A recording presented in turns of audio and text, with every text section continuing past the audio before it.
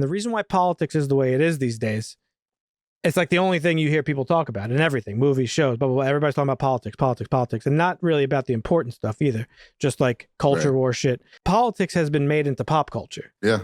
So people treat politics now like they would treat movies or TV shows or wrestling, like where it's like almost like an entertainment thing. It's like an identity. Sports. It's sports. It's exactly what it is. That's what it is. And so people are approaching this movie the same way. If you go into this movie, it seems very clear like what the message is, right? What the hell are we supposed to use, man? Harsh language?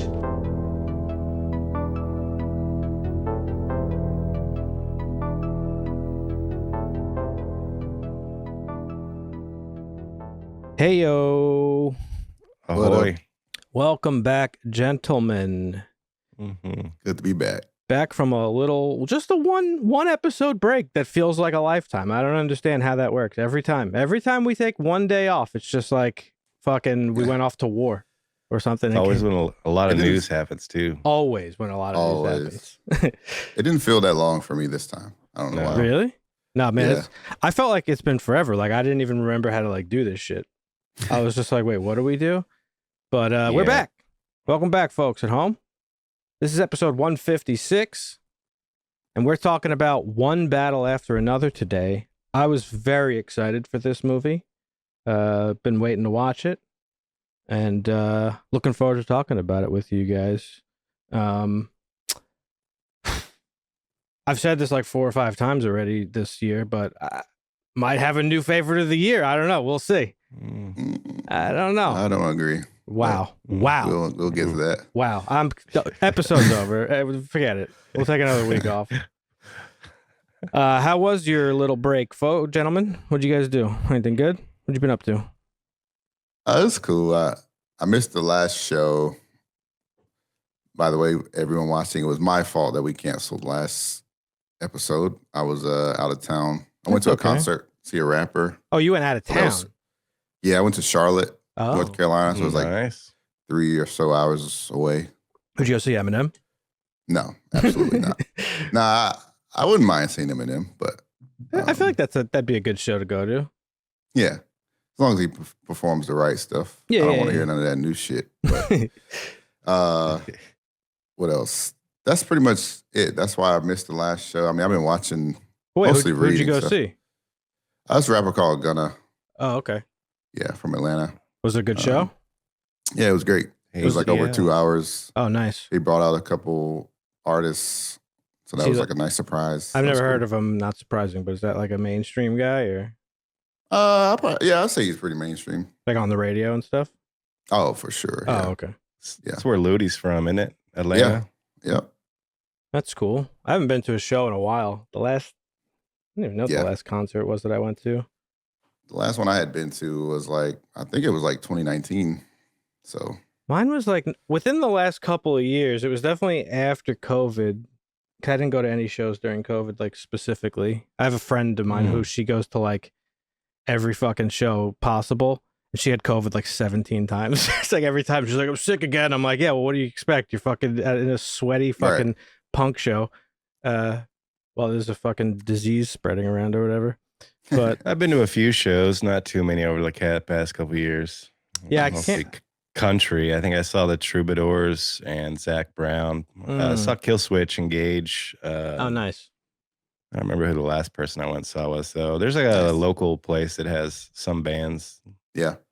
That's what I like about being back in North Carolina. There's a lot more venues, a lot more cities. It's not more just than Vegas? Yeah, because Vegas is just large scale stadiums. That's fair. So, I guess. Small to mid-sized bars that have rappers. live music are way better. Oh, totally. Yeah. And a lot of rappers, for some reason, Vegas doesn't do like a lot of rappers in the big venues. So Speaking of Vegas, country music and venues all in one. Did you guys hear about the Zach Brown shit? So he did a show at the Vegas Dome, which is like very popular now. But the whole show was like, it's just been, he's like a country guy, so you would assume like his audience has like a specific, they were seemed to be really upset about the fact that he had a lot of satanic imagery in the dome. Which for was this last show. It was. I'm trying to find pictures of it. It was just oh, like okay. I can't imagine it was actually satanic. no, it was like this thing, like a skeleton with like a crown of thorns sort of thing, and just Oh, I guess I can see how that could be a little yeah, but satanic. it's like random. It's like fucking That's satanic cartoonish. light. Yeah, it's like it's like red light and fire and like all this stuff. So I don't know. It was just funny. We were talking about shows and country, and I was just like, oh yeah, that I just saw that. It came across my feed like within the last day or so. I thought it was very funny. Caught up with all the shows we've been watching, or what? Yeah, just the two, Derry and Pluribus. I will say I'm enjoying Derry probably like double as much as Pluribus. I just need something to kind of happen Mm. in Pluribus. I mean, You're upsetting just me a a little- lot today. That's 2 times it's now. quite boring. You think it's boring? It's just a little boring, yeah, for Okay. me. Interesting. You know, it was good at first, like it was very slow and like, you know, You think the same but- thing after the last episode? yeah. Yeah. I mean, it is picking up a little bit with Are you watching it, Dusty, or no? You No, haven't not started right it? now. No. I mean, you're echoing a little bit. I don't think it's boring at all, but you're echoing a little bit what I was saying like last time we recorded, when I was like, well, I love the show, but I'm not sure why, because nothing is happening really. yeah. That's how I felt too until it's like getting kind of old now. It's like you gotta give us some. Yeah, give me because it's like it doesn't feel like there's even a lot of development that's happened with the main character in like the past couple of episodes.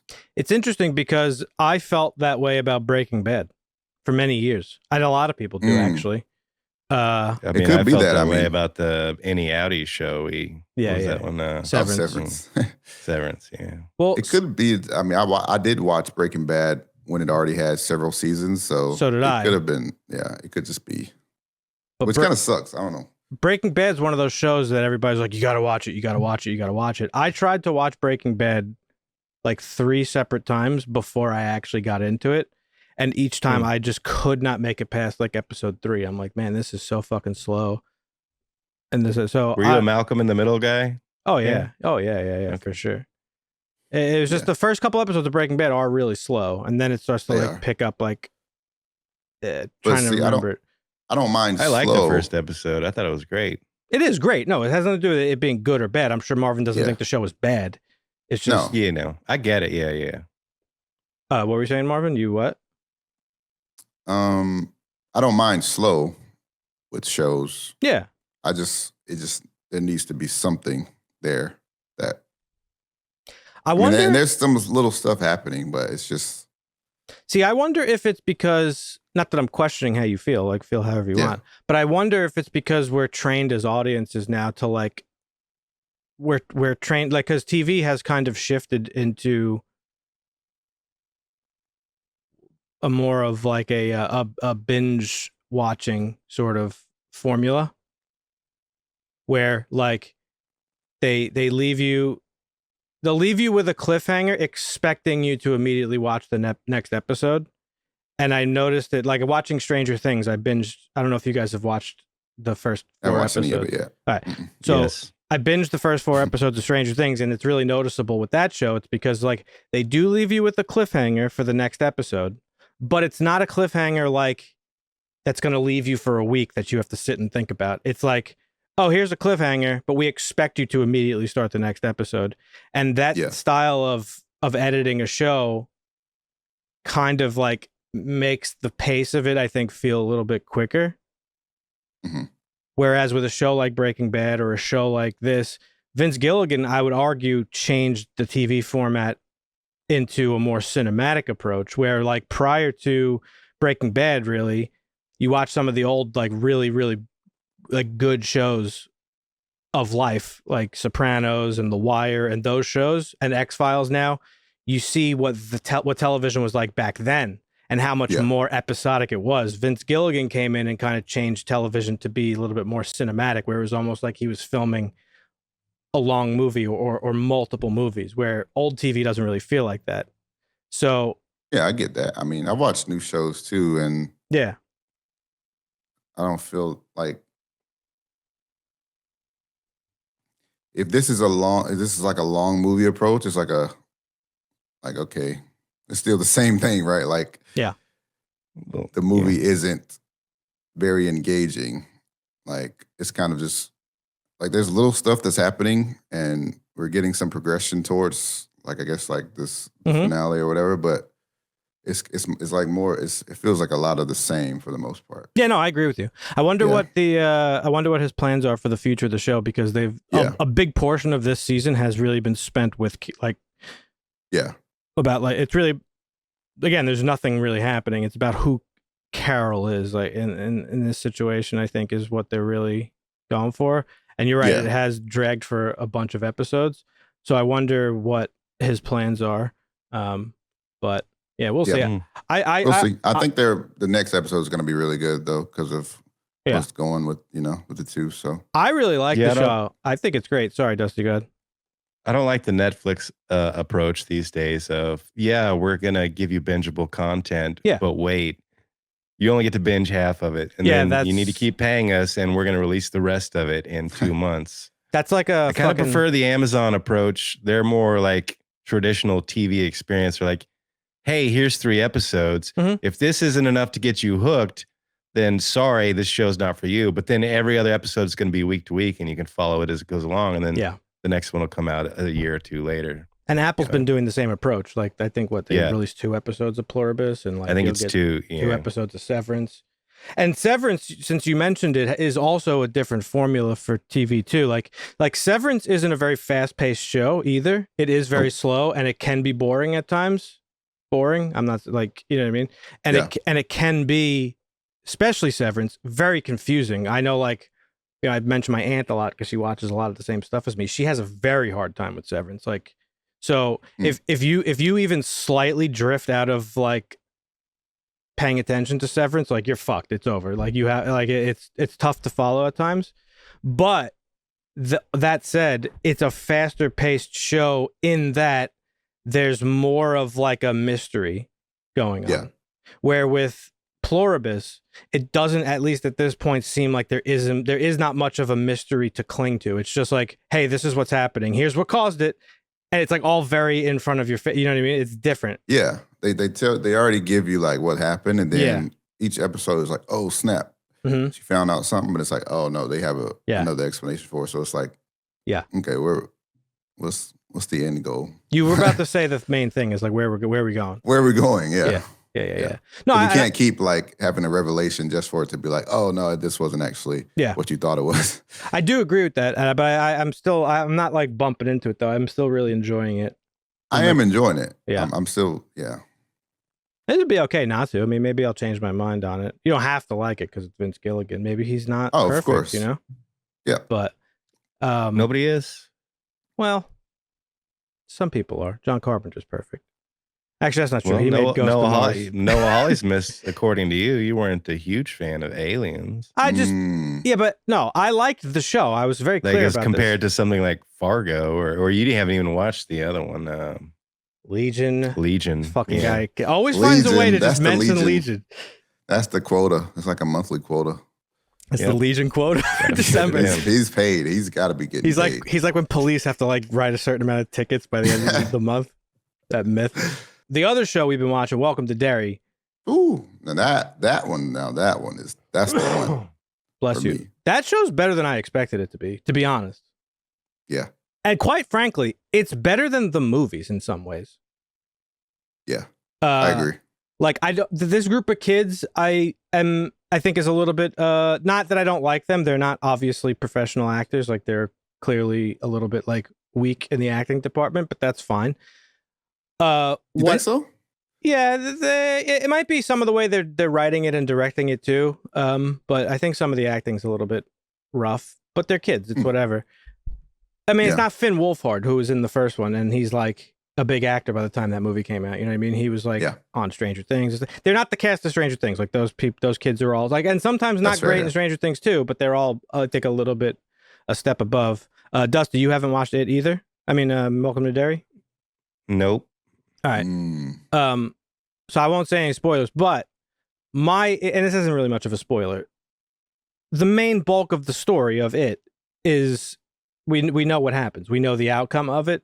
So anytime you have a story that goes back in time to explore some things, it loses a little bit of a what's the word I'm looking for?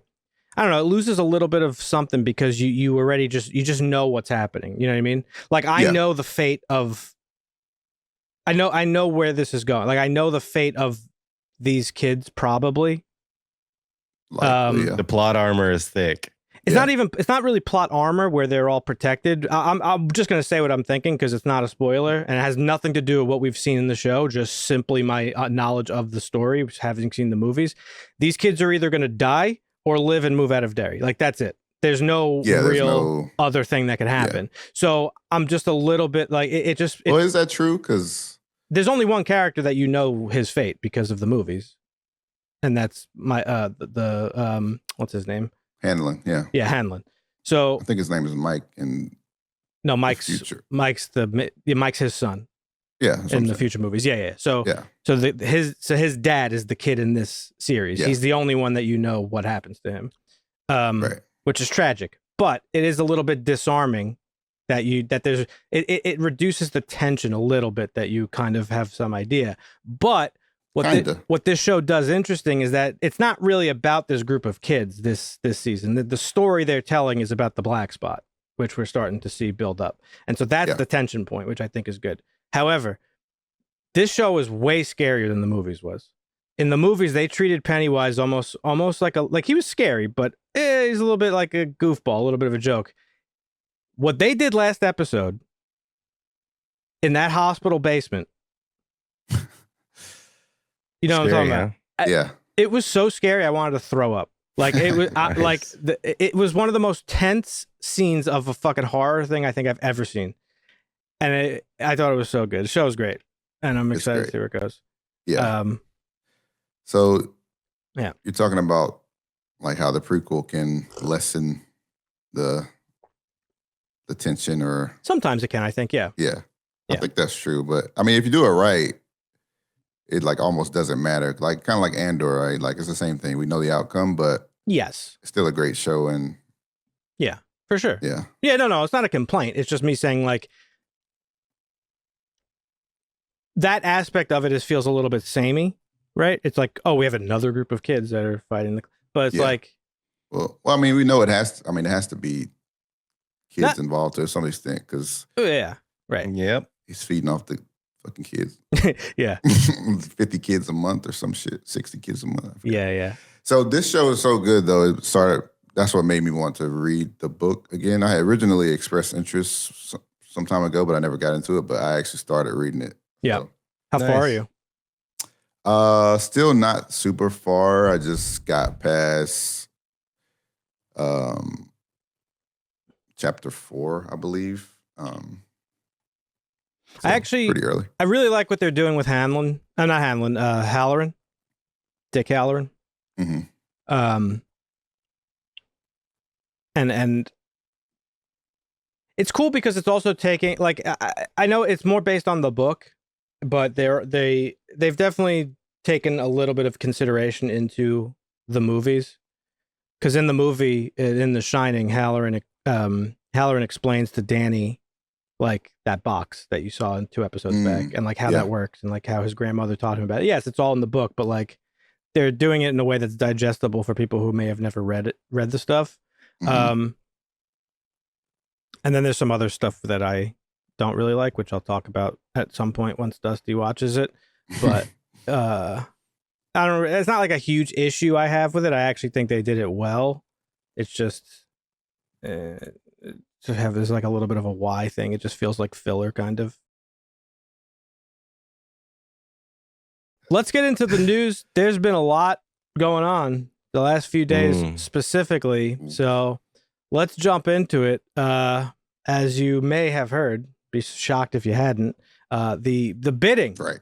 The bidding war for Warner Brothers. Bidding. Yeah, the great bidding war has finally concluded, or has it, for Warner Brothers? So it looks like Netflix has won the contest for, fuck you, Bloomberg, for purchasing Paywall. Warner Brothers.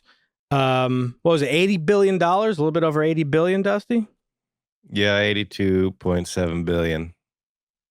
Look at this fucking Equity value of 72 billion. Yeah. Give us the deets, Dusty. Hit us. All right. So, yeah, the transaction unites Warner Brothers' iconic franchises and stored libraries with Netflix's leading entertainment service, creating an extraordinary offering for consumers. Now, this is coming from the Netflix press release from the deal. Netflix to maintain Warner Brothers' current operations is what they're saying.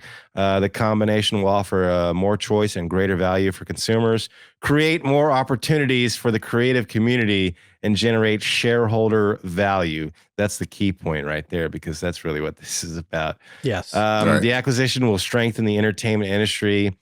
The cash and stock transaction is valued at about $27.75 per share. So there's a collar on that, but it's a total enterprise value of about $72 billion. So each WB shareholder was going to receive $23.25 in cash and $4.50 in Netflix shares. Right. They also set aside about $38.7 million in a plan to retain key employees during the transaction close time. This is going to take about 12 to 18 months if it passes. And the transaction was unanimously approved by the board of directors of both Netflix and Warner Brothers. So they're getting about $30 a share for the company. They're just buying their streaming services. But there's a lot going on here. The rival offers from Netflix and Comcast both present serious issues that no regulator will be able to ignore. It believes that Netflix, being the dominant streamer in the U.S. and globally, would face major antitrust hurdles adding HBO Max to the fold, because Netflix is the number one streamer in the U.S.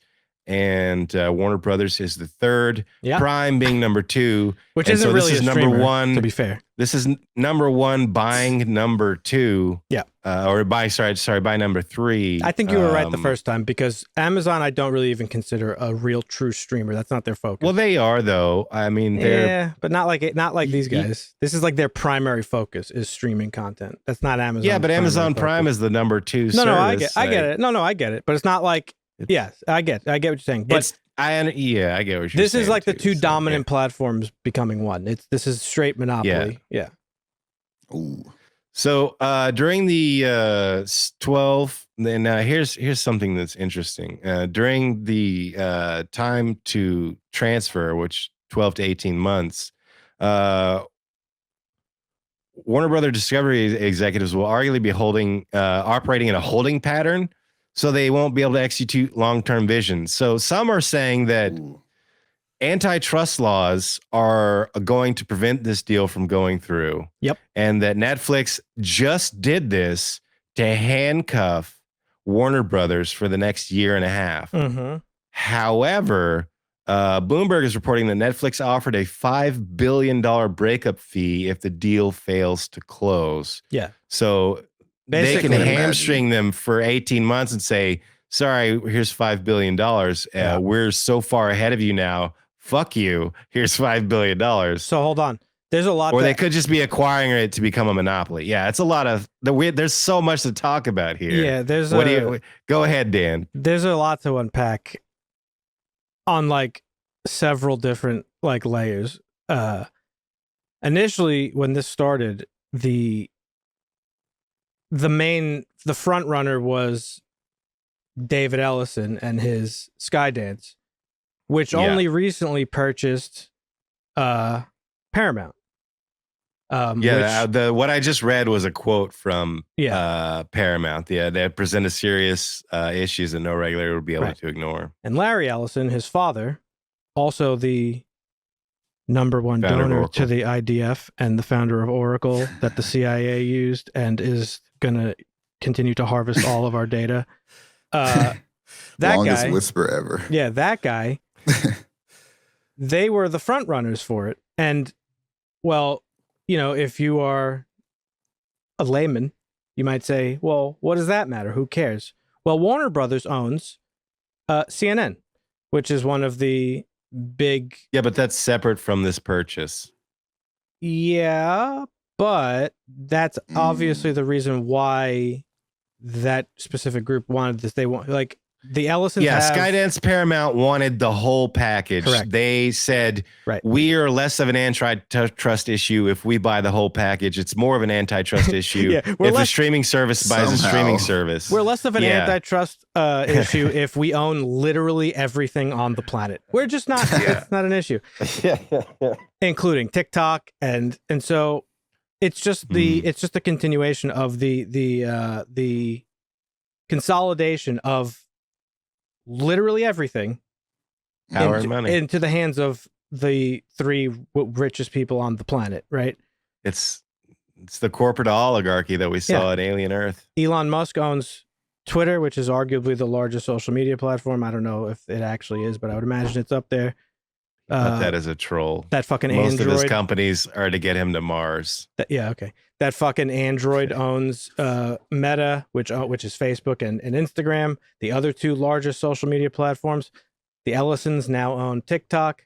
So understand that these purchases are not for free speech. It's to control the narrative, okay? It's to control the flow of information. I'm very surprised that Netflix won the deal so far, because the Ellisons are also very closely tied to the Trump administration. Dear President, dear leader, the God King himself. And the God Emperor was pressuring Warner Brothers to sell to Paramount and the Ellisons. Well, that didn't seem to work out.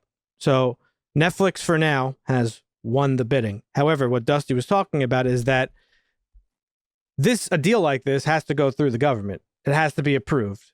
There's all sorts of antitrust issues that are real, okay? And there's a possibility that the Trump administration is like, no, we can't allow this to go through. The question is, would they be so brazen and bold enough to, because that would be pure fucking cronyism. Like that would be just pure block this and allow the Ellison sale would be just absolute. I don't think it's going to be that hilarious. Ridiculous, but you never know. They may just not do it immediately. Like, block this for now, let them buy it next year sometime or something. So those are the political implications of all this. But then there's the whole other layer to this onion that Dusty also mentioned, which is the two other ratty fucking possibilities about this. That Netflix just wanted to fucking stonewall Warner Brothers, so that Marvin, if you are let's say, I don't know, a fucking guy making a show, and you're trying to pitch your show to everybody, well, right now Warner Brothers says I'll give you 10 million, and Netflix says I'll give you 11 million. Yeah. Who are you going to go to if Netflix is about to buy Warner Brothers? Well, forget that. Right. You had mentioned a very important piece that it would freeze for over a year Warner Brothers' ability to produce anything. They can still produce their own stuff. They still have their own schedule, but their ability to negotiate contracts and buy future things is basically a hamstring. So what they have in the pipe now is in the pipe, and Netflix can't necessarily fuck with it until the deal is closed. Correct. But they can hamper their ability to open up future pipeline and future projects. Exactly. So what does that mean? That is a mafia tactic. If Marvin, if you are making a show and you're shopping it around, well, for over a year now, Warner Brothers is off the table for you for as long as this deal remains open. So some people are speculating that was the goal of Netflix, to basically force potential sellers to go to Netflix, right? Yeah, right.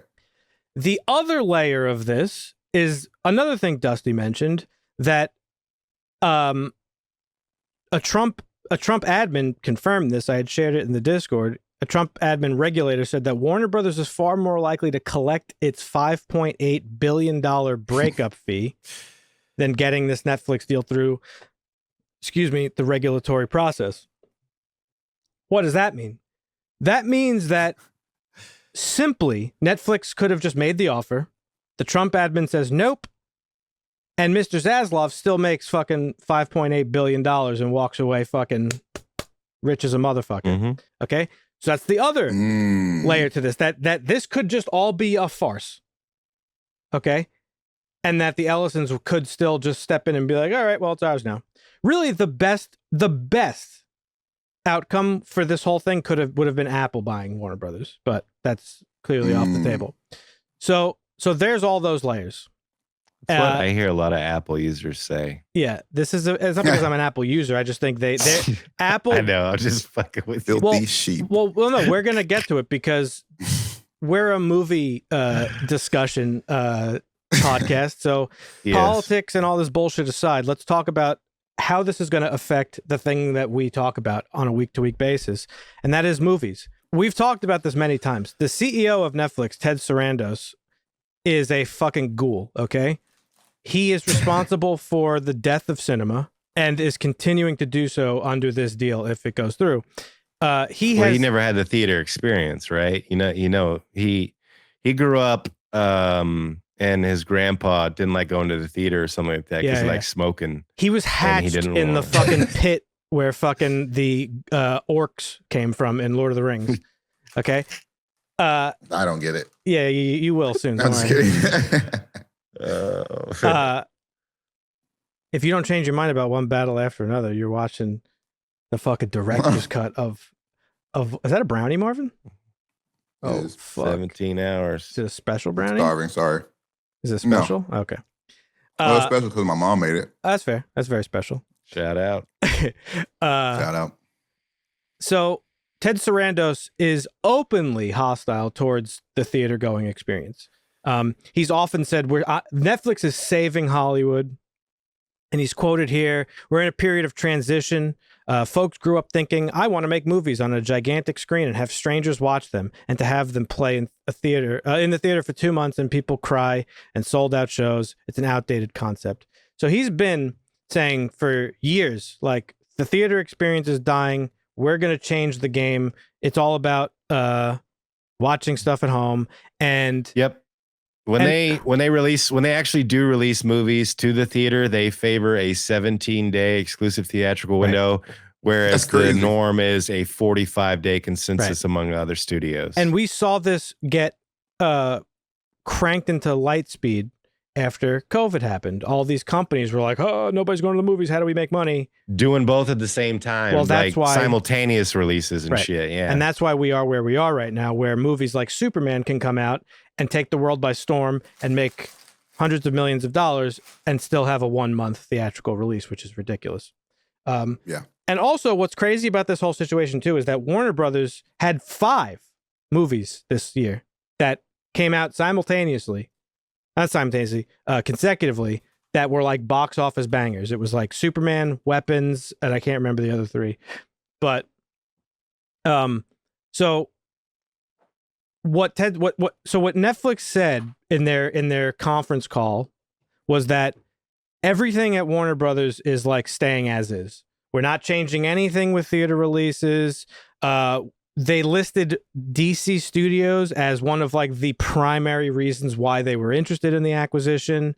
So I think James Gunn has I don't think James Gunn and his partner are going to have any issue or feel any effect of this, except for maybe, whatever. But like Netflix clearly wants the stable of Warner Brothers backlog on Netflix. Their old movies. Ted Sarandos mentioned specifically like, oh, they have great movies like Citizen Kane and this and that and the other thing. We can add those to our library. So if you take this man at face value and you believe what he's saying, that like, no, we value Warner Brothers as like a longtime giant in the film industry and we want to just continue their legacy. But the reality is that's probably not going to happen. He's probably just going to be like, yeah, well, now it's going to be like Frankenstein. Oh, here's a movie we made and it comes out for 2 weeks and then it's on Netflix and it looks like shit because it has to be made to. Some of them will probably be exclusively in Netflix theaters. Yep. And we talked about that. We know they've been combative against AMC. Mm-hmm. They've kind of gotten more friendly with them lately, but this could be a deal that reignites that fucking rivalry. So, and again, the best case scenario is that like, okay, so the other thing that Netflix is guilty of, and Ted Sarandos, also a ghoul. I don't know if he was quoted with this or somebody else. Dusty, you actually talked about it here on the show, but Netflix, somebody, an executive at Netflix, has openly said, like, we produce content for people to watch in the background while they do their fucking laundry or wash dishes or whatever. Like, that's their primary goal. And the goal, and that is because of this. That is to keep people on their device at all times and to keep them constantly, not fully engaged, but engaged enough that they're still on the platform. So that's like their primary goal. And they also know that people are on their phones when they're sitting in front of their TVs now. Correct. So they're trying to get people to use Netflix on their phone with the games. But the point I'm making, interaction. Right. But the point I'm making is that they're not interested in making a movie that is an art piece that people will sit and watch and invest in and they will be in it and become immersed in it. They want something that people could just sort of just slop, that people could just fucking it's like Soylent Green or whatever. Like they're just like it's just slop for them to just ingest. It's like empty calories. And so if Netflix is the wing of their company now that is producing the slop, perhaps there is a world where they wanted Warner Brothers to be their wing, the wing of their company that does produce prestige television and film. HBO Max will be their prestige content. That's the best case scenario. That is not likely though. Let's just throw that out there. Based on everything that we know about this fucking guy and this company, that is not likely. The movie industry's doomed. It is what it is. Well, maybe not. Maybe not. The Writers Guild of America responded to this news with the world's largest streaming company swallowing one of its biggest competitors is what antitrust laws were designed to prevent. The outcome would eliminate jobs, push down wages, worsen conditions for all entertainment workers, raise prices for consumers, and reduce the volume and diversity of content for all viewers. Industry workers, along with the public, are already impacted by only a few powerful companies maintaining tight control over what consumers can watch on television, on streaming, and in theaters. This merger must be blocked. That's the Writers Guild of America. Yeah. So let's move on to the Producers Guild of America. Producers are rightfully concerned about Netflix's intended acquisition of one of our industry's most storied and meaningful studios. For the last century, the entertainment industry has employed millions of Americans, delighted audiences, and showcased the very best of our nation at home and abroad. Also, the Directors Guild of America, which I posted that one. We believe that a vibrant, competitive industry, one that fosters creative and encourages genuine competition for talent, is essential to safeguarding the careers and creative rights of directors and their teams. We will be meeting with Netflix to outline our concerns and better understand their vision for the future of the company. While we undertake this due diligence, we will not be commenting further. That's the Directors Guild. And finally, SAG-AFTRA.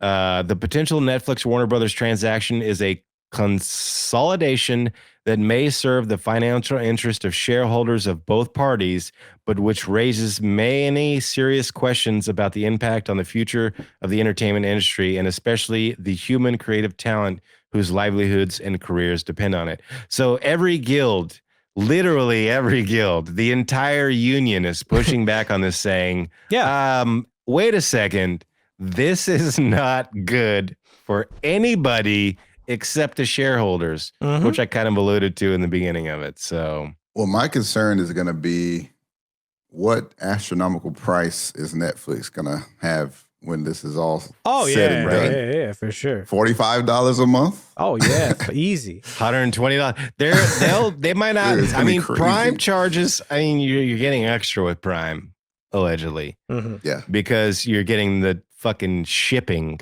But I know what I'm paying. Yep. Yeah. Yep. Yep. Yep. Yeah. So, no, this is crazy. know. I mean, this is really, here's what's happening. No matter how you slice it, this is a disaster for the film industry.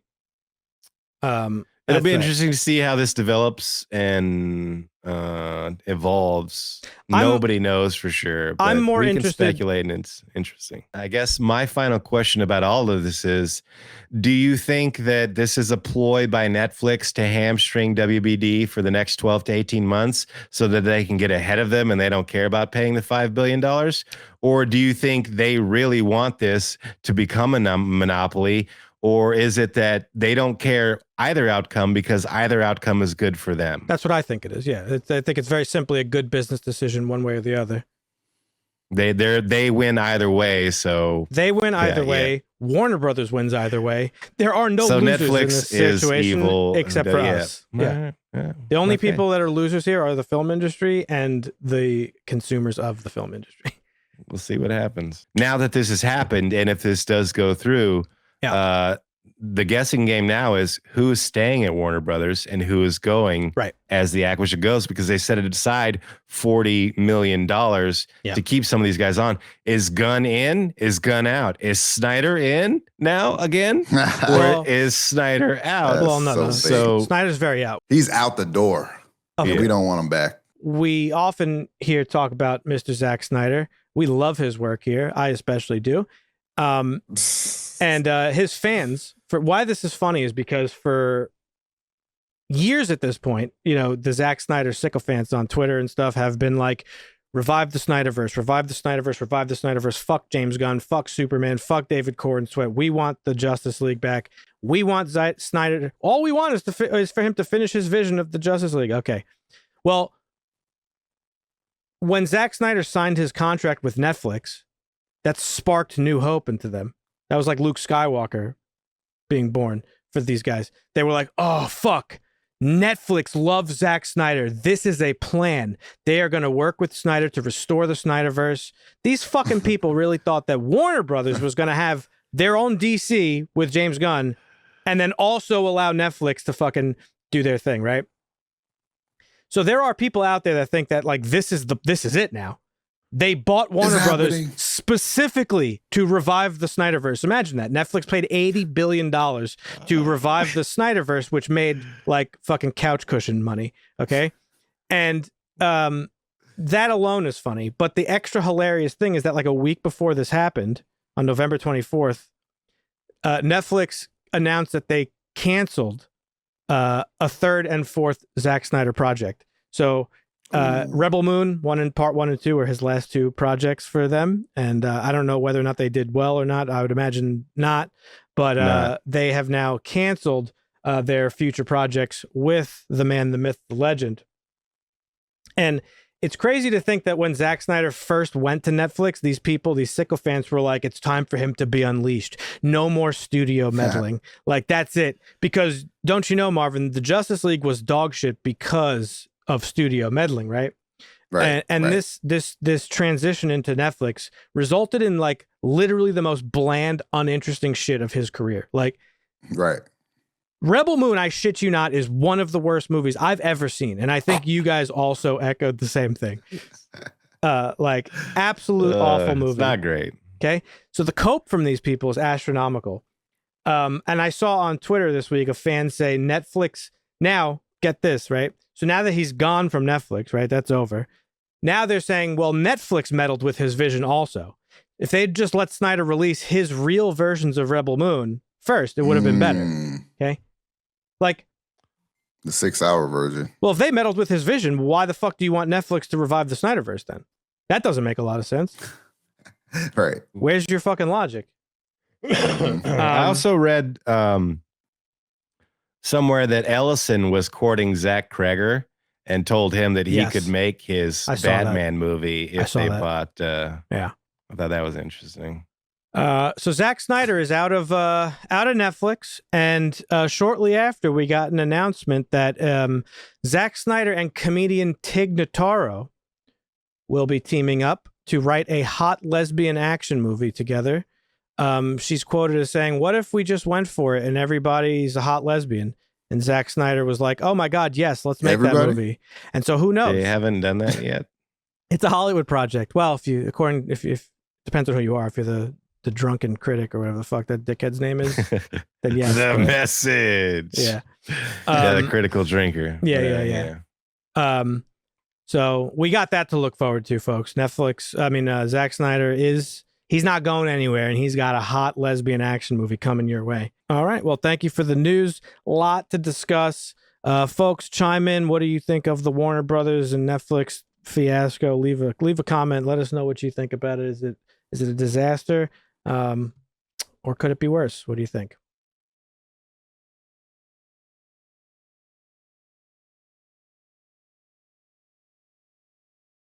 Let's get into this week's review, folks.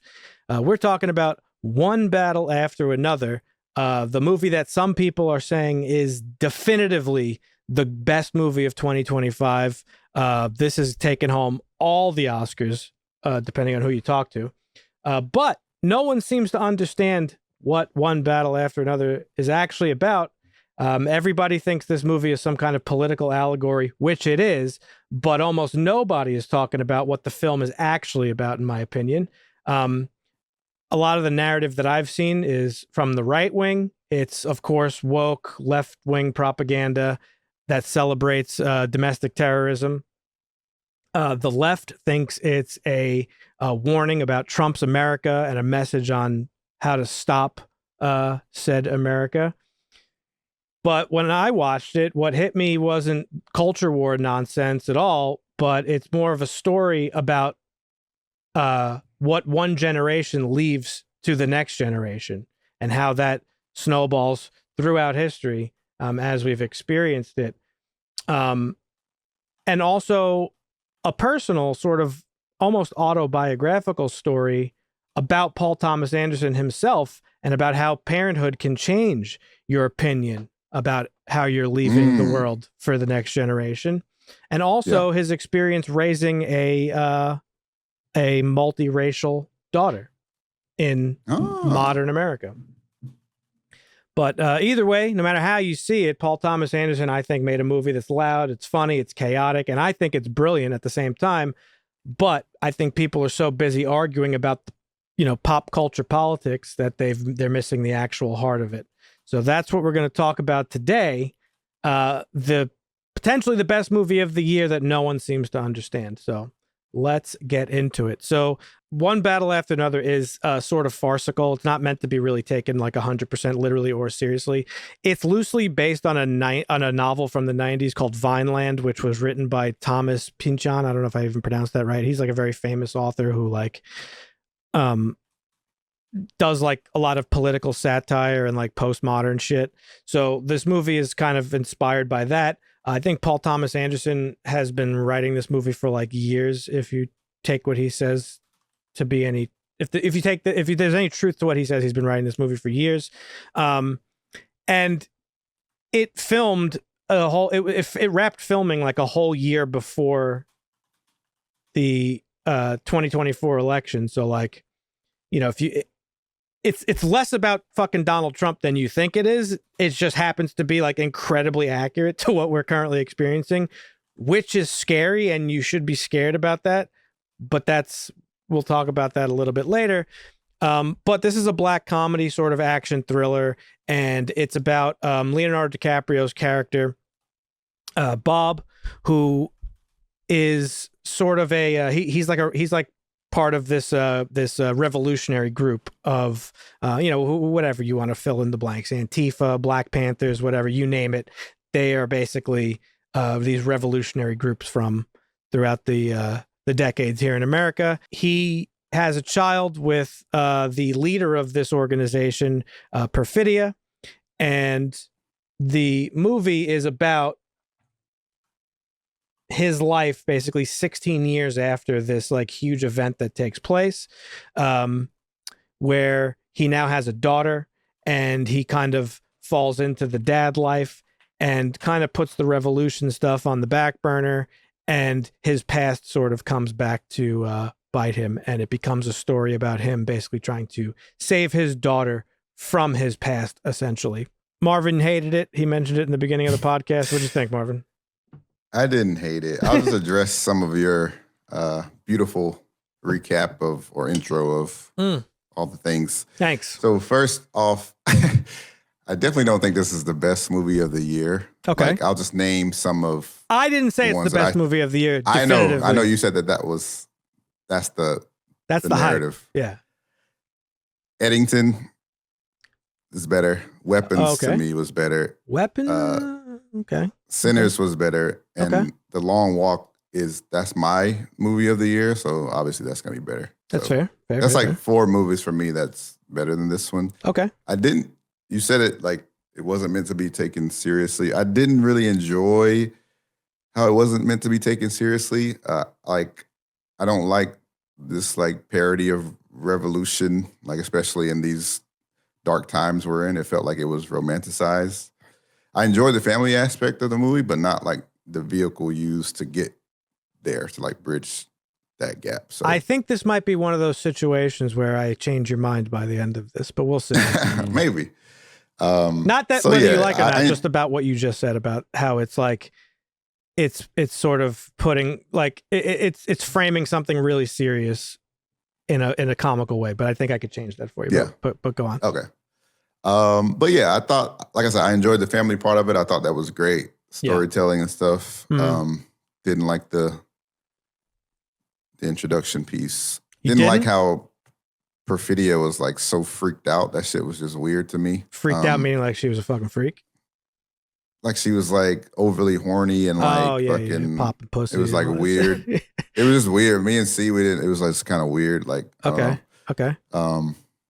Like the over sexualized black woman thing is like just a little kind of weird to me. There's a lot of criticisms online that that people are taking issue with the way this movie portrayed, I guess, black people, but specifically like black women. Yeah, it was a little caricaturesque. Okay, for sure. Okay, but yeah, good watch overall, I think. Okay, not in love with it, but decent enough. Not in love with it, but yeah. Okay, can you go into a little bit more about the problematic stuff, like specifically? Because I didn't really catch any of that, but I wouldn't, because like, you know, I'm a white dude. For me, it was just it just felt weird how like was it like her dialogue or just her behavior and stuff? Her behavior, yeah, dialogue, behavior. Okay. They're like fucking and shit's blowing up. It's like, yeah. I think that was done. I mean, I can't say for sure, but the beginning of the movie, that first like that cold open that shows the revolutionaries like doing their thing. They're going to migrant encampments that or migrant prisons where they're holding prisons to be deported. And like they're blowing shit up at banks and they're fucking, hitting corporate offices and stuff like that. That whole section of the movie was framed like sort of like the 60s and 70s, even though it doesn't take place in the 60s and 70s. So the way that I took her character is almost like she was picked out of like a blaxploitation film of the era. Almost like Jackie Brown. Yeah. Has like very similar tones. So I can understand why people would take it like, the way, I can understand why people would take it a certain way, but being that it is a black comedy, maybe that's not an excuse, but I think it was like meant to be just played a little bit like loosely about like sort of what he's comparing these revolutionary groups to. It's like a stand-in for the revolutionary groups of that era of the 60s and 70s. Yeah, that makes sense. How about you, Dusty? I'm in the Marvin camp on this one. Oh. It wasn't a terrible movie, but I can't say that I loved it. I think on the exploitation side, I think it did it to every character, and I think it was a little bit uncreative. I mean, even Sean Penn's character is white guy who wants nothing more to join this basically Nazi camp, but secretly loves black people and has sex. And you're like, okay, well, it's like his daughter or it's not his daughter, and they're going to battle at the end. So yeah, it just felt like it wasn't very creative or interesting at all. And like the fact that like So Christina and I sat down to watch this, and then she got tired. We got about a half hour into it, so we had to pause it and rewatch it. And luckily enough, there was only 2.5 hours left of the story. Luckily enough. I can't tell he's serious when he said that. That was sarcasm. That was good. It was sarcasm. This movie was okay. I think it could have been better, but it just felt, I don't know, just too on the nose of like, it wanted to be in your face, but it really was kind of dull in your face, kind of like, I don't know.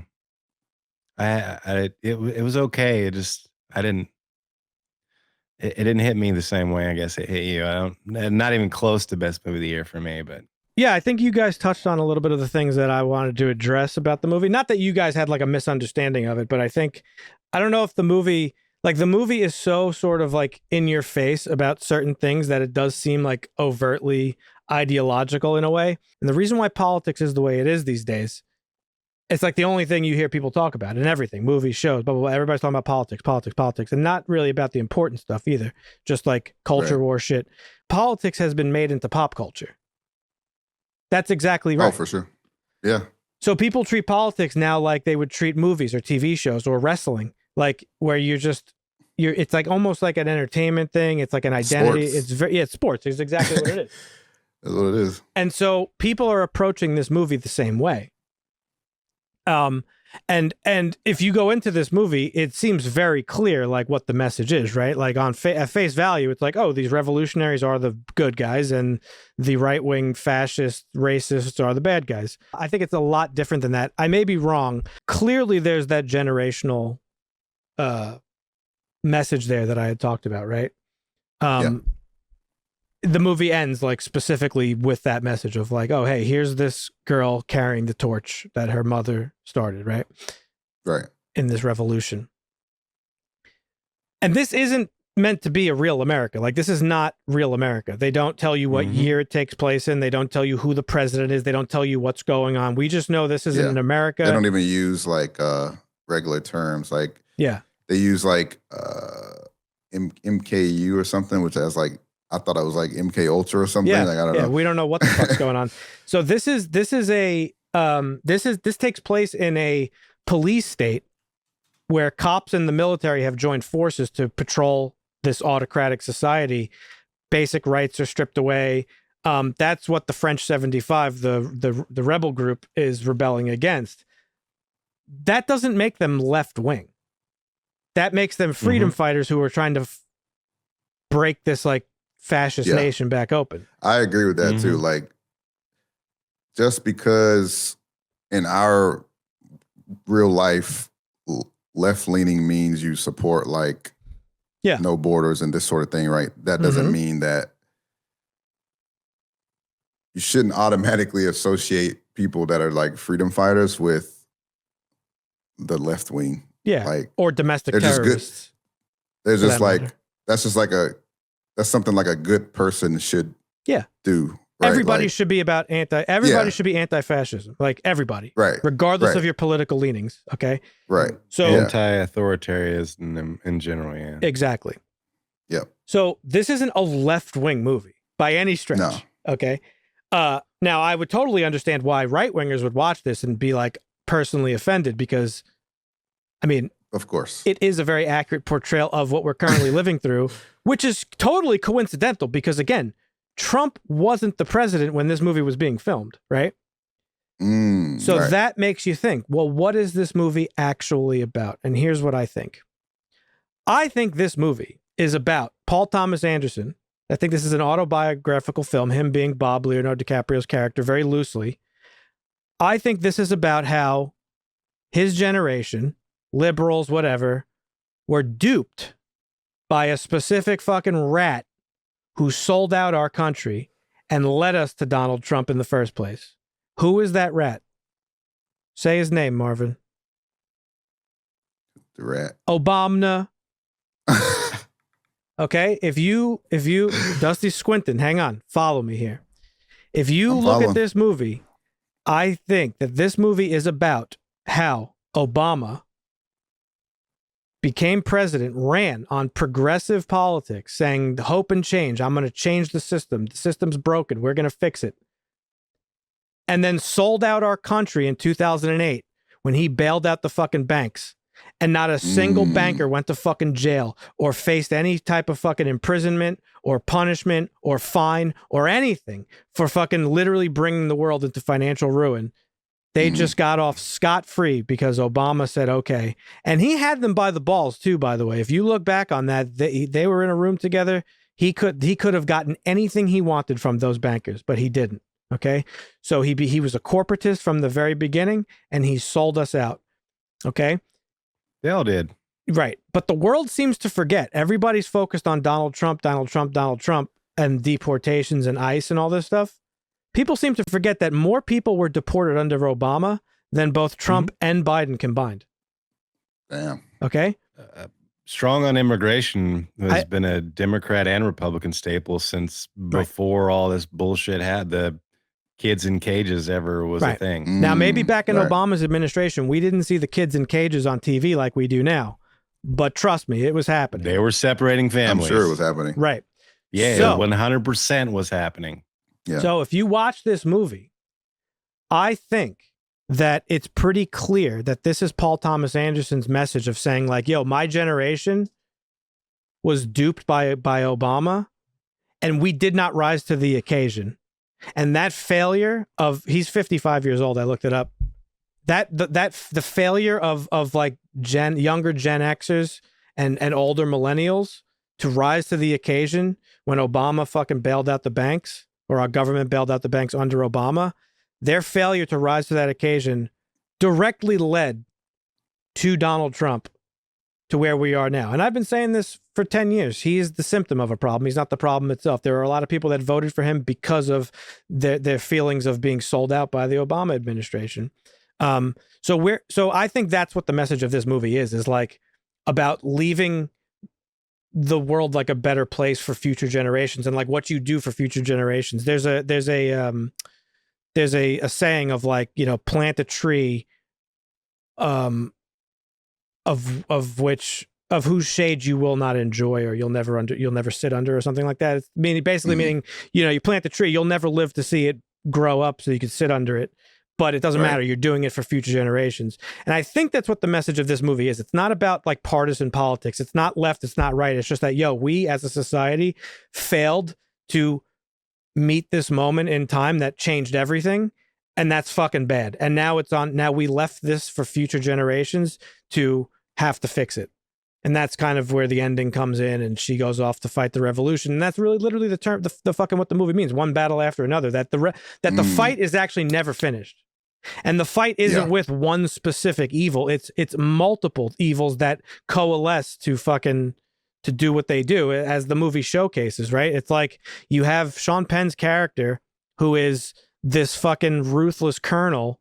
His only goal and motivation is to be part of this fucking club. Okay? This club that happens to be, you know, a group of white nationalists. Christmas tree guys or whatever the fuck they were called. Yeah, the Christmas Adventures. The Christmas Adventures. Yeah, Christmas Adventures. Hail Saint Nick. I'm going to start saying that. It's fucking hilarious. That was so funny. But you get the farcical nature of that, right? It's like they're making fun of these fucking Christian nationalists who are like, Christmas, the war on Christmas. Yeah. Fucking Starbucks took Christmas off. Hail Saint Nick. Take Christmas away. Right. Yeah. It's just stupid and funny. So funny. So I think that's what the movie was really about. And then through the lens, through the lens of Paul Thomas Anderson, like he's married to, I don't know if he's married, but his partner is, what's her name from Saturday Night Live? What's her name? Maya Rudolph. Okay. A black woman. And they have a mixed race daughter. And so now he's a man living in modern America, raising a mixed race daughter. It's just a tough reality for that. Okay, it just is, right? And so that's showcased in the movie. Like these people, they treat that as like she's a fucking animal. That scene is very funny, but it's actually not funny when he's like, yeah, it's worse than we thought. It's black. He said it's black or whatever. It's black. Yeah. And it's just like, and then he puts his head, he's like, like it's funny, but it's really not funny. because there are people that feel like that she's a stain on this country to them, right? And so that's, again, like this in real life, we're witnessing the fucking like there is a white Christian nationalist takeover of the country. They've embedded themselves into our government. They've partnered up with fucking corporate interests. And that's all going on while people are fucking arguing about fucking, you know, God, what a movie represents, if it's woke or not.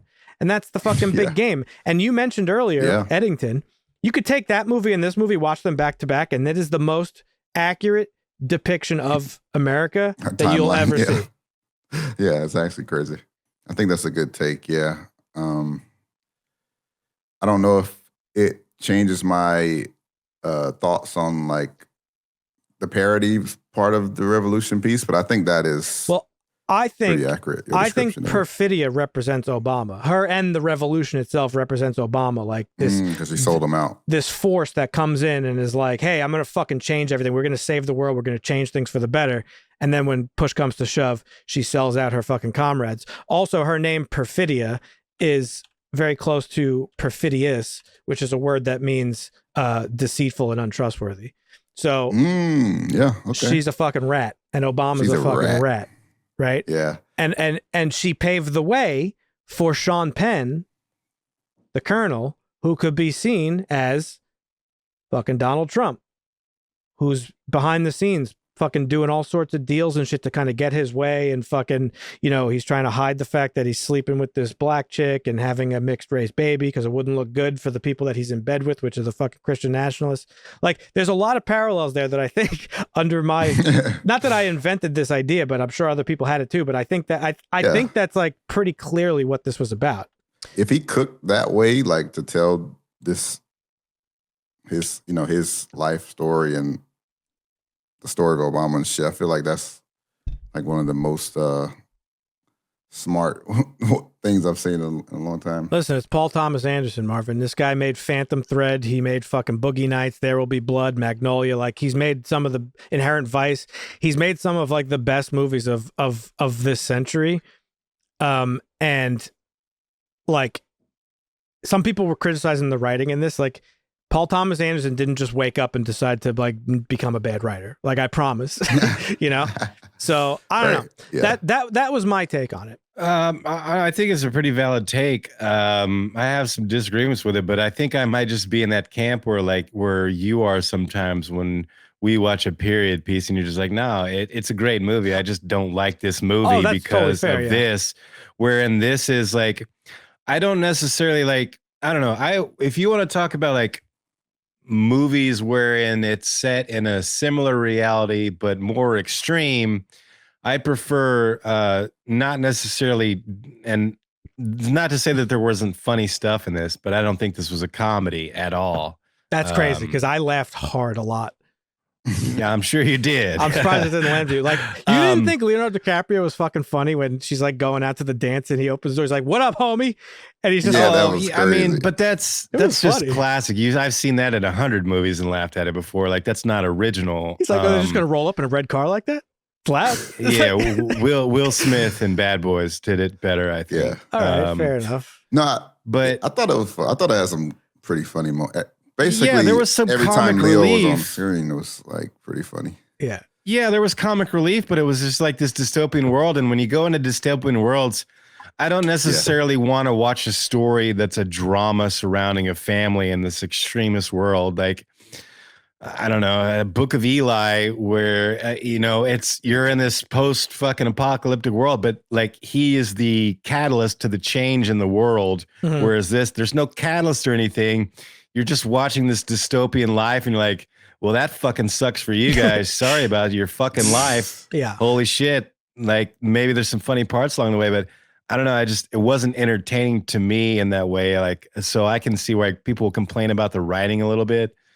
It wasn't a story, I guess, that kept me captivated. That's I guess.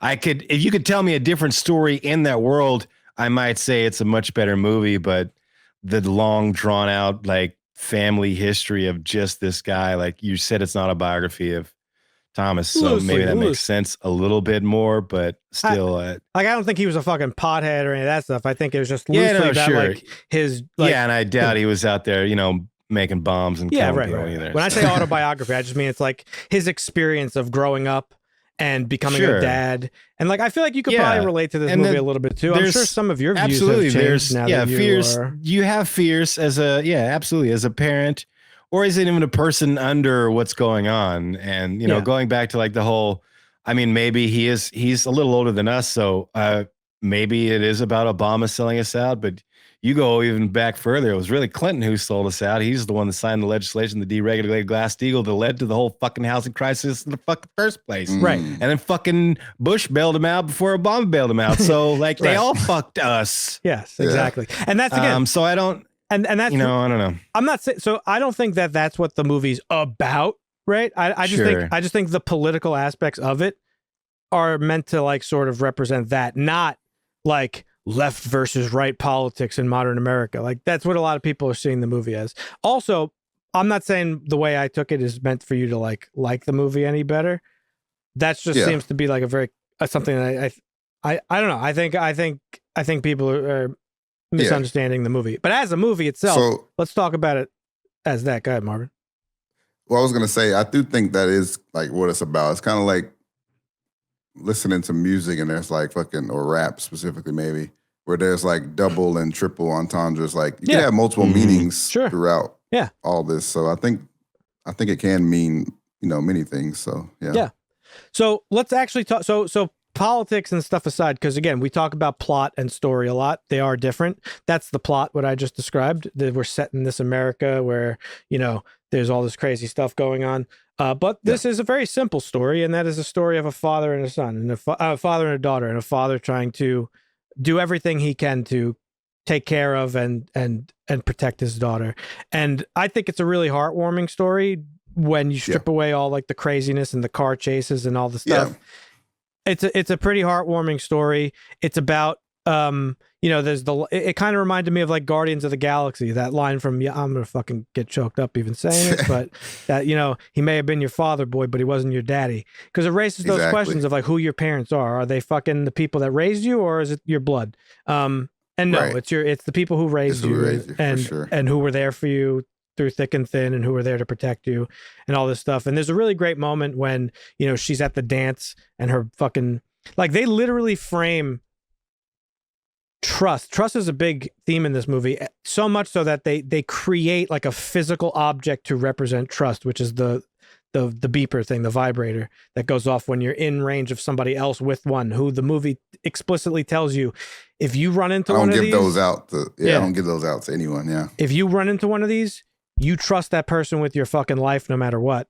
And there's that moment at the dance where she runs into somebody who has it, and she says like, oh, my father told me to trust you with my life if I run into somebody with this. And like, that's the moment she realizes like, oh, he's not just being like a pain in the ass dad. Like he was telling the truth about all this shit all these years. So I thought that was good, but well, his inability to remember any of it when he needed to was pretty funny, but I thought that was fucking hilarious. Yeah. And that's another example of where I think the message that I took away from this comes through, is that DiCaprio's character, his generation, was fucking getting in the weeds. They were fucking blowing shit up and fucking rescuing people and this, that, and the other thing.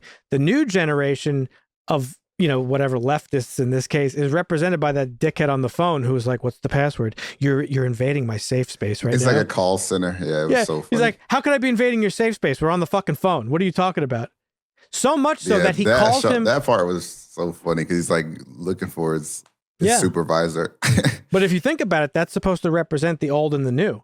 And like in the real world, this new group of progressives or leftists or whatever, they're all, and it's not leftists, it's liberals, that they use this type of identity politics and this shit to confuse and distract. But like, that's all the woke, like he takes direct shots at like the wokeness of these last couple 10 years, 5-6 years or whatever, where it's like, you can't say certain words, like don't say, like the movie even uses the word retard. Like it uses a word that's regressive. Bad. Yeah. on purpose because he's on the phone with this guy who's like, please watch your tone. Like you're upsetting my safety or whatever he says. And so like, it's representative of like that, how like the battle has changed the way, like it's not being fought properly really is what I feel like that was meant to be showing. Yeah. It was interesting too. Like how you said they were out there bombing shit, and his daughter at the end, she's going off to just like a regular protest is what it seems like. Not like she's not like bombing shit or anything like that. Well, there's that too. I mean, and a lot of people didn't like that depiction where like the guy in the Van Halen shirt was the agitator who was clearly a government employee or whatever. Oh, yeah. But like that happens in real life. Like that, Oh, all the time. In a lot of protests. To escalate. In a lot of protests, like they're peacefully protesting and I've seen video of it, like during the Black Lives Matter stuff here in New York, there was footage of NYPD like breaking windows and shit. Right. To then blame protesters so they could say, oh, well, this isn't peaceful at all. We had to fucking engage. Like, I don't know why that's such a shock to people. If you hit them think with the about, gas. If you think about how like America invades other countries and causing chaos, like why is it shocking that they would do the same in a fucking protest? Like, don't ask me. You could tell me America fucking blew up the moon and I would believe it. Yeah, it's sad and depressing, I think, which is why I kind of had a little bit of a distaste for this film, because it was set in a sad and depressing world. And while there's funny shit happening, it's just a sad and depressing story about the sad and depressing events of what could be or what is happening. Like, it's just, I don't know. What was depressing to me was all that they did was like a drop in the bucket, because it was still status quo. And that's the point. Is like one battle after another. The battle never. The fight. Never ends. The fight for freedom is never over. You know what I mean? Correct. Like it's never over, and so you have to change the fight with the times, and you have to change effectively. And that's again the point of that whole phone call with the fucking call center guy. Is like you are not like whatever your new age idea of what this fight is not the way to do it. You know, not that we have to be blowing shit up anymore or whatnot, but like the fight has to evolve with the thing you're fighting. Yeah. You know?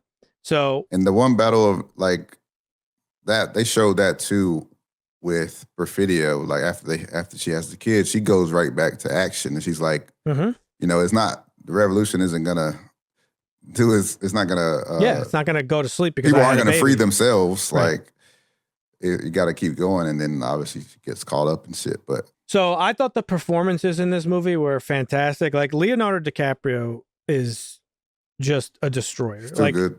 It's actually like he's too good. It's crazy. He's come a long way. There's been some movies where when he was overrated, I think, in some of the movies he's been in. He's done some great stuff, but I think some of his stuff's a little overrated. But this, I would say like he carried this for me. Like his character kept me from not hating this movie. I can't believe you didn't find it. I thought there was like so many standouts. I was actually Sean Penn was my like he stole every scene that he was in. Sean Penn. For me, the person that stole the scenes was the karate instructor. I forgot his name. Benicio del Toro. Benicio. He stole every scene he was in, and he didn't even have like a lot of dialogue. Sensei Sergio St. He didn't need to have dialogue. You could, and I like how it showed how other people have like their own battles, like their own battles. Yeah, because he has like a whole operation where he's like, we got all these shit. Yeah. And he's helping somebody with one battle while he's fighting his own and helping somebody else. Yeah. It's multifaceted. And that was Sensei Sergio St. Carlos. And what's cool about Sensei Sergio St. Carlos is that he reignited the fight in Leonardo DiCaprio's character. Yeah. You know, Sensei. He became like a lazy pothead, but after spending some time with him, he said, Viva la revolution, like he said in the beginning of the movie.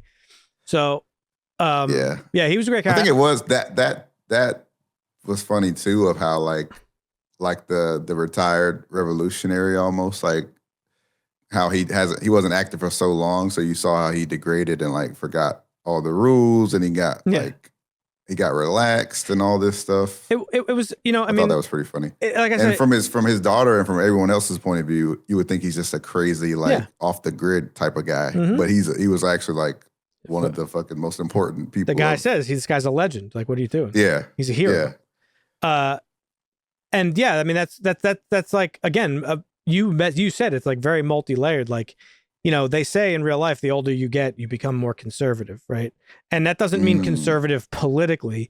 That means conservative in your way of thinking of just like, oh, I'm a dad now.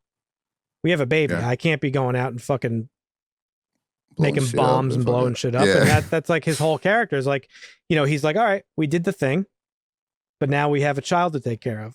And like, that's the thing. When you get older, you become more conservative. And I think that's what kind of like Paul Thomas Anderson was trying to say is like, wow, like I cared about certain things growing up, and that perspective completely changed when I had a kid.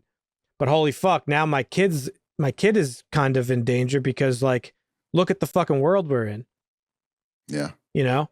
So yeah, it's paraphrasing, but it's something like, if you're not a liberal youth, you don't have a heart. And if you're not a conservative elder, you don't have a brain. Yeah. Like you're supposed to be in that time frame where you see them being the freedom fighters. You're supposed to have that heart and that conviction to try and change the world.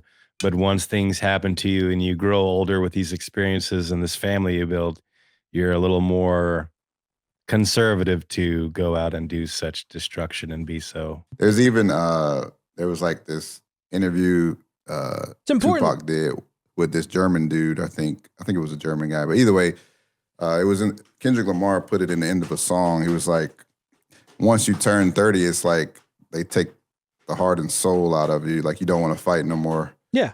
Like you look around, you don't see no loudmouth 30-year-old motherfuckers really. Right. Like, because it's a lot more. It's a lot different. Because it seems like nothing changes, and they say it in the movie right after that intro. She says 16 years later, and the world doesn't look much different than it did back then, or whatever she says. So like, that's the whole thing. Is like, again, the fight never ends. That's the central premise of like, you know, the fight's never over. Your priorities change, things that are important to you change, but the fight never changes. Now, you mentioned it was a little bit long. You made a joke. I didn't feel the time frame at all. I thought the pacing was insane because it's just very energetic. It's going constantly. I did not feel the almost 3-hour runtime at all. Yeah, I didn't either. I thought it was. It felt more like it was more like it was almost 3 hours, right? It was like 2 hours and 40 minutes. Yeah, 2:45. Yeah, exactly. It felt like it was probably like. It felt like it was probably like 2 hours. Like I didn't really feel. It didn't feel. Yeah, I mean, there was long. probably 15, 20 minutes of credits, so it's probably only like 2:20, 2:30. There's some criticism out there that the movie is a little bit too chaotic and that there's no character development, stuff like that. I don't really understand all that criticism because there was very clearly character development. I think the movie is purposefully chaotic to reflect the things that the movie is fucking commenting on. You know, more like character revelations than character development, I would maybe say. Like, yeah, we just had one of those great cutaways where it went from my ISO to you being gone. Like you got raspy. Yeah, I don't know. I didn't have any expectations going into this. I just heard that it was like the greatest movie of the year or whatever, blah, blah, blah, blah, blah. Yeah. I was not disappointed. I do think it is very good. Yeah. I can separate my feel like I said, I enjoyed the whole family aspect and the story that they were telling. I just didn't like the vehicle that they used to get there, like I said. But I could separate that and still. But you don't like that it was like that it's a great movie, done as like a black comedy, or like, because Dusty seems to think. I mean, I don't want to speak for you, but it seems like Dusty didn't like the juxtaposition that it's like this very serious and like dark content, but framed like, I don't know, like treated kind of like lightly a little bit with the comedy aspect of it. Yeah, similar. Yeah, a little bit of that. Yeah. I thought it was funny. I thought it was, I enjoyed the action of it. I thought it was very entertaining. And yeah, it was heartfelt when I think it had to be. And I think it just did all the things that I wanted to. I was very entertained by this. I don't know that I would call it my favorite movie of the year. I mean, we've seen a lot of really good movies this year. Mhm. This is for sure one of them. It's definitely up there. I do think this will probably clean up at the Oscars just because it's got that sort of energy behind it. Maybe. I think Leo definitely deserves Best Actor for sure. Like, It'll get noms. It'll get a lot of nominations. I don't know how many awards it'll take away, but we still have, I guess the year's almost over, so not much time left, really. yeah, I would recommend this to somebody to watch if they want to watch an interesting movie with an interesting story, but it's not like, oh, that's a great movie, you have to watch it type of recommendation. yeah. This would be a more of a selective recommendation, I guess is what I'm saying. But I don't necessarily also see myself rewatching it for enjoyment. That being said, it wasn't terrible. It wasn't great. Overall, it was kind of mid for me, especially from a Thomas movie. So yeah. Okay. That's where I stand on it. All right. Down Decent the middle. flick, but nothing groundbreaking. Okay. Well, it's got a lot. Like I said, it has a lot of hype around it. It's very contentious. I think this is going to be a movie that's going to be talked about like long after award season. I think it's just that kind of movie. It's got a 7.9 on IMDb, so it's like, being very well regarded. Yeah. I honestly didn't have a problem with it. There's nothing that I would have changed about it. I liked everything about it. So this is a 10 for me. Oh, wow. Yeah. Big skew. I think I do think it's like probably I think it's probably one of the best movies I've seen, like at least within the last like 10 years or so, for me anyway. Like it's up there with like all the movies that I think are fucking fantastic. Like maybe masterpiece. I don't know if I want to call it that, but it's close. I thought it was very, very good. So yeah, 10 for me. big old 10. Big old 10, baby. It's probably like a 7.5 for me. Okay. I did have some issues with it. Yeah, and that's fair. But I still, like I said, I still enjoyed the meat of it, which was the family part. So, yep. And that's good because that's what counts. That's like that was it. That was what the movie was. That's where you were supposed to feel it. Yep. What about you, Dusty? Well, I was floating here between a 6 and a 7. I kind of wanted to give it a 6.5, but I don't think I can go that low, so I'll just leave it at a 7. Okay. And say, he's a good storyteller, and it's a decent story. It's not my favorite from him, so it's a 7. Okay. All right. Yeah. That's fair. As far as the rewatchability, I think I could rewatch this. I'm not itching to rewatch it, but I'm not itching to rewatch a lot of stuff. Like I love like There Will Be Blood, for example, but I've only ever seen that once. I would still rewatch that too, but yeah, I think it takes a lot to want to. I've abandoned my child. I think it takes a lot to want to rewatch something like right away or like even like shortly after. Especially if it's a 3-hour investment. I might rewatch this soon because I think there's a lot of things in this movie that I missed. I think I came away from it with a pretty solid understanding of it. Using the word understanding is wrong. It's not like everybody's stupid and I'm a fucking genius because I got it and nobody else did. It's like there's just a lot of nuance in the movie and little things and details that like I think I missed. So I do kind of want to go back and probably just watch it again and just take it in, and because sometimes that happens. You rewatch something, you're like, oh fuck, I didn't really notice that. For sure. Yep. Dusty, what is your favorite Paul Thomas Anderson movie to close out? Oh man, I don't know. I'm an oil man. That is probably. I mean, I'd probably have to agree with Tarantino on that one. There Will Be Blood is. It's just so good. Is a fantastic movie. Yeah, it's one of the greatest movies ever made. Yeah. Okay, fair enough. Right. Yeah. I have a soft spot for Punch Drunk Love because it came out when I was in high school when I saw it back then. Great movie. Yeah, that's also classic. I haven't seen that. I would actually have to sit down and look at the list and think about them for a few minutes. Off the top of my head, though, it'd probably have to be There Will Be Blood. Okay. Well, there you have it, folks. There's our thoughts on one battle after another. Leave a comment down below. Let us know what you thought. What do you think of my take on the themes of the film? Did you come away with something different? call it woke probably is what's going to happen because YouTube is just overpopulated with that type of bullshit. It's funny. I after I watched the movie, I got a link of it came up in my feed of Critical Drinkers video, and like, the grift is real when you know what the person's opinion is going to be before you even watch the fucking video. So that's funny. That guy's such a fucking dickhead. So anyway, leave a comment down below. Let us know what you think. We do this once a week, folks. We'll be back next week. We should be back to our regularly scheduled programming. Most of the month. We'll miss a week unless you guys are in accord without me at the end around Christmas time. Yeah, but for now, at least through the rest of the month, we should be good to go. We post our schedule over in the Discord. I'll be updating that today, so you can watch along with us if you want to, watch along each week. And the link will be down below. It's free to join, so we welcome you to do so. But otherwise, we appreciate you hanging out and listening wherever you might be, and we will catch you next time. See ya. Pasta.